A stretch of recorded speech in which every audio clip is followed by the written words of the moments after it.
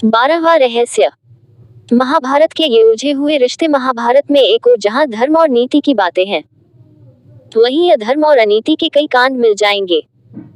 महाभारतकालीन रिश्ते और उनके द्वंद्व, जिसमें छल, ईर्ष्या, विश्वासघात और बदले की भावना का बहुमूल्य है। लेकिन इसी में प्रेम, प्यार, अकेलापन और बलिदान भी है। सोचिए, पांडु का अपनी पत्नियां कुंती और माद्री के साथ सिर्फ प्रेम का ही रिश्ता था। कुंती और माद्री के जो पुत्र थे, वे तो पांडु के नहीं थे, फिर भी वे पांडु पुत्र कहलाते थे। दूसरी ओर अपने कुंवारेपन में कुंती ने एक और पुत्र को सूर्यदेव के सहयोग से जन्म दिया था, जिसे कर्ण कहा जाता है। उसी तरह दूसरी ओर धृतराष्ट्र के पुत्र उनके नहीं थे, वे तो ऋषि वेदव्यास के थे, तब भी वे कौरव कहलाए। ऐसे में जिस कौरवों के साम्राज्य के लिए ये युद्ध हुआ, वो कौरव और पांडवों के बीच नहीं लड़ा गया। यदि ये सभी कौरव या पांडु पुत्र नहीं थे, तो क्या इन्हें फिर भी हस्तिनापुर की गद्दी पर अधिकार था? कहते हैं कि गांधारी ने धृतराष्ट्र से मजबूरीवश विवाह किया था। इसका कारण भीष्म थे। द्रौपदी का अपने 5 पतियों से कैसा रिश्ता था? एक स्त्री 5 पुरुषों से कैसे विवाह कर सकती है, जबकि एक पुरुष 5 स्त्रियों से विवाह कर सकता था? प्राचीन काल से ही स्त्रियों का ऐसा करना वर्जित माना गया है। महाभारत में द्रौपदी ही एकमात्र ऐसी स्त्री थी जिसने 5 पुरुषों को अपना पति बनाया था। 5 पांडवों द्वारा इनसे जन्मे 5 पुत्र क्रमशः प्रतिविंध्य, सुतसोम, श्रुतकीर्ति, शतानीक व श्रुतकर्मा उपपांडव नाम से विख्यात थे। महाभारत में भगवान श्री कृष्ण के सखा थे अर्जुन। लेकिन अर्जुन ने जब श्री कृष्ण की बहन से विवाह किया तो वे उनके जीजा भी बन गए थे। लेकिन भगवान श्री कृष्ण का अर्जुन से ही नहीं बल्कि दुर्योधन से भी करीबी रिश्ता था। कृष्ण की 8 पत्नियां थी, जिसमें से एक का नाम जामवंती था, जो रामायण काल के जामवंत जी की पुत्री थी। इसी जामवंती से श्री कृष्ण को एक पुत्र मिला जिसका नाम साम था। इस साम ने दुर्योधन की पुत्री लक्ष्मणा से विवाह किया था। इस तरह दुर्योधन और श्री कृष्ण दोनों एक दूसरे के समधी थे। इस तरह हम देखते हैं कि महाभारत में और भी ऐसे रिश्ते हैं जो आपस में उलझे और गुथे हुए हैं, फिर भी सभी एक दूसरे के खिलाफ युद्ध के मैदान में इकट्ठे हो जाते हैं। 13वां रहस्य। महाभारत का युद्ध कुरुक्षेत्र में ही क्यों लड़ा गया? भगवान श्री कृष्ण को डर था कि भाई भाइयों के, गुरु शिष्यों के व संबंधी कुटुंबियों के इस युद्ध में एक दूसरे को मरते देखकर कहीं ये संधि न कर बैठें। इसलिए ऐसी भूमि युद्ध के लिए चुनने का फैसला लिया गया जहां क्रोध और द्वेष के संस्कार पर्याप्त मात्रा में हों।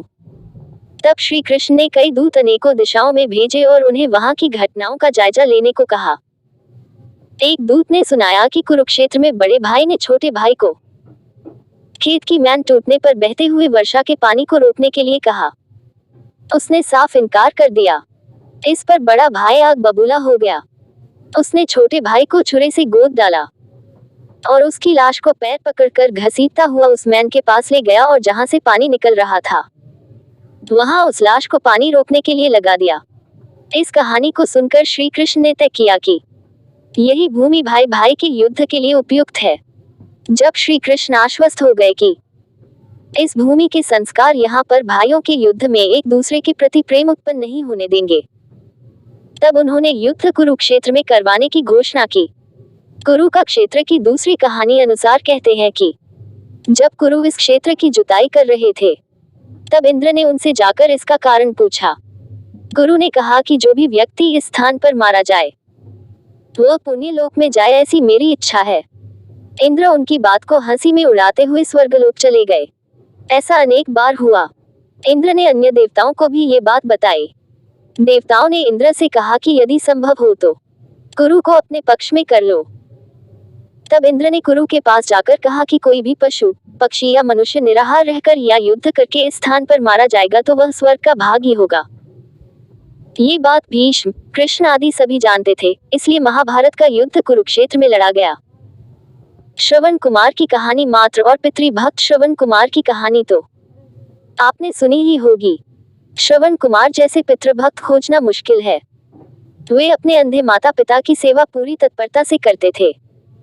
उन्हें किसी प्रकार का कष्ट नहीं होने देते थे। एक बार माता पिता ने तीर्थ यात्रा की इच्छा की और वे उन्हें कांव में बिठाकर तीर्थ यात्रा को चल दिए। बहुत से तीर्थ करा लेने पर एक दिन अचानक उसके मन में यह भाव आया कि पिता माता को पैदल क्यों न चलाया जाए। उन्होंने कांव जमीन पर रख दी और उन्हें पैदल चलने को कहा।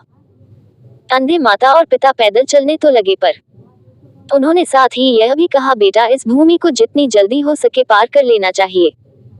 वे तेजी से चलने लगे। जब वह भूमि निकल गई तो श्रवण कुमार को माता पिता के साथ इस तरह का व्यवहार करने पर बड़ा पश्चाताप हुआ और उसने पैरों में गिरकर क्षमा मांगी तथा फिर से दोनों को कांव में बिठा लिया। उनके अंधे पिता ने कहा, पुत्र इसमें तुम्हारा दोष नहीं। उस भूमि पर किसी समय मैं नामक एक असुर रहता था। उसने जनते ही अपने ही पिता माता को मार डाला था। उसी के संस्कार उस भूमि में अभी तक बने हुए हैं। इसी से उस क्षेत्र में गुजरते हुए तुम्हें ऐसी बुद्धि उपजी। विरोधाभास महाभारत के वन पर्व के अनुसार कुरुक्षेत्र में आकर सभी लोग पाप मुक्त हो जाते हैं, और जो ऐसा कहता है कि मैं कुरुक्षेत्र जाऊंगा और वहीं निवास करूंगा, यहाँ तक कि यहाँ की उड़ी हुई धूल के कण पापी को परम पद देते हैं। नारद पुराण में आया है कि ग्रहों, नक्षत्रों एवं तारागणों को कालगति से आकाश से नीचे गिर पड़ने का भय है, किंतु वे जो कुरुक्षेत्र में मरते हैं पुनः पृथ्वी पर नहीं गिरते, अर्थात वे पुनः जन्म नहीं लेते। भगवद गीता के प्रथम श्लोक में कुरुक्षेत्र को धर्म क्षेत्र कहा गया है। 14वां रहस्य। इस निवेदन को नकार दिया। अर्जुन ने कहा कि मेरी दृष्टि में कुंती, माद्री और शची का जो स्थान है वही तुम्हारा भी है। तुम पुरु वंश की जननी होने के कारण आज मेरे लिए परम गुरु स्वरूप हो। उर्वशी अपने कामुक प्रदर्शन और तर्क देकर अपनी काम वासना तृप्त करने में असफल रही तो क्रोधित होकर उसने अर्जुन को 1 वर्ष तक नपुंसक होने का शाप दे दिया। इस शाप के चलते अज्ञातवास के समय अर्जुन ने विराट के महल में नर्तक वेश में रहकर विराट की राजकुमारी को संगीत और नृत्य विद्या सिखाई थी। तत्पश्चात वे शाप मुक्त हो गए थे। गांधारी अपने 100 पुत्रों की मृत्यु के शोक में अत्यंत व्याकुल थी। भगवान श्री कृष्ण को देखते ही गांधारी ने क्रोधित होकर उन्हें शाप दिया कि तुम्हारे कारण जिस प्रकार से मेरे 100 पुत्रों का नाश हुआ है, उसी प्रकार तुम्हारे वंश का भी आपस में एक दूसरे को मारने के कारण नाश हो जाएगा। भगवान श्री कृष्ण ने गांधारी से कहा, देवी मैं आपके दुख को समझ सकता हूँ। यदि मेरे वंश के नाश से तुम्हें आत्मशांति मिलती है तो ऐसा ही होगा। महाभारत के युद्ध में अश्वत्थामा ने ब्रह्मास्त्र छोड़ दिया था, जिसके चलते लाखों लोग मारे गए थे। अश्वत्थामा के इस कृत्य से कृष्ण क्रोधित हो गए थे और उन्होंने अश्वत्थामा को शाप दिया था कि तू इतने वधों का पाप धोता हुआ 3000 वर्ष तक निर्जन स्थानों में भटकेगा। तेरे शरीर से सदैव रक्त की दुर्गंध निस्सृत होती रहेगी। तू अनेक रोगों से पीड़ित रहेगा। व्यास ने श्री कृष्ण के वचनों का अनुमोदन किया। बाद में महर्षि मैत्रेय हस्तिनापुर पधारे। धृतराष्ट्र महर्षि मैत्रेय के आते ही अपने पुत्रों सहित उनकी सेवा व सत्कार करने लगे। विश्राम के बाद धृतराष्ट्र और उनके पुत्रों से उनकी वार्तालाप हुई। उन्होंने इसी बीच दुर्योधन से कहा, तुम जानते हो पांडव कितने वीर और शक्तिशाली हैं। तुम्हें उनकी शक्ति का अंदाजा नहीं है। शायद इसलिए तुम ऐसी बात कर रहे हो। इसलिए तुम्हें उनके साथ मेल कर लेना चाहिए। मेरी बात मान लो।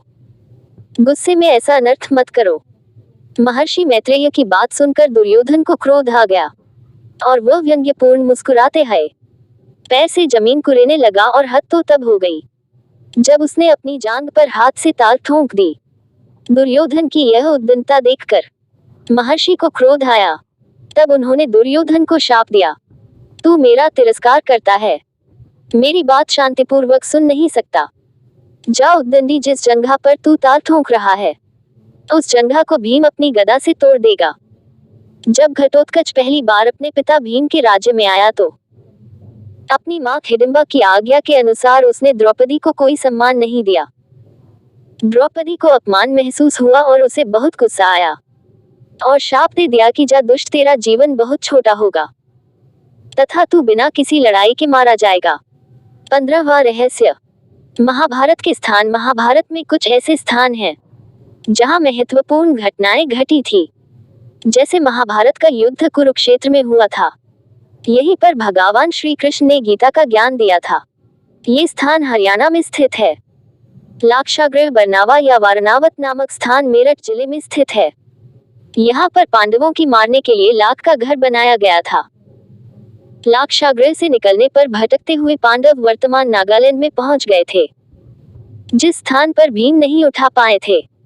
हनुमान जी की पूंछ वह स्थान गंधमादन पर्वत पर स्थित है। सुमेरु पर्वत की चारों दिशाओं में स्थित गजदंत पर्वतों में से एक को उस काल में गंधमादन पर्वत कहा जाता था। हिमालय के कैलाश पर्वत के उत्तर में दक्षिण में केदार पर्वत है स्थित गंधमादन पर्वत कुबेर के राज्य क्षेत्र में था। बर्बरीक का सिर काटकर जहां रखा था उस स्थान को वर्तमान में खाटू श्याम के नाम से जाना जाता है। राजस्थान के शेखावाटी के सीकर जिले में स्थित है।